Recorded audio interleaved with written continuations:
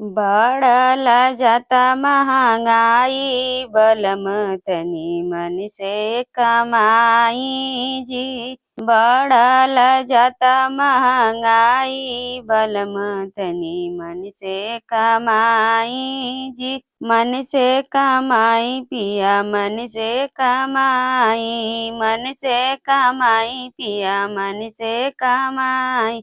बढ़ल जाता महंगाई बलम तनी मन से कमाई जी। बढ़ल जाता महंगाई बलम तनी मन से कमाई जी। गाड़ी के छोड़ पिया साइकिल चलाई, गाड़ी के छोड़ पिया साइकिल चलाई। डीजल के बढ़ल महंगाई बलम तनी मन से कमाई जी। डीजल के बढ़ल महंगाई बलम तनी मन से कमाई जी। सास मरताना ननद मरताना, सास मरताना ननद मरताना।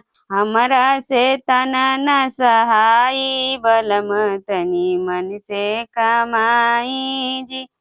हमरा से तना न सहाई बलम तनी मन से कमाई जी। मुर्गा मछली घरे कैसे छनाई, मुर्गा मछली घरे कैसे छनाई। तेलवा के बढ़ल महंगाई बलम तनी मन से कमाई जी।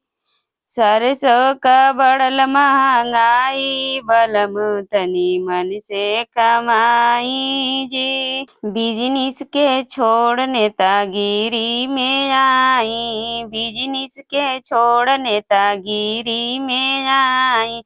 ओई में बड़का कमाई बलम तनी मन से कमाई जी। ओई में बड़का कमाई बलम तनी मन से कमाई जी। बढ़ल जाता महंगाई बलम तनी मन से कमाई जी। बढ़ल जाता महंगाई बलम तनी मन से कमाई जी।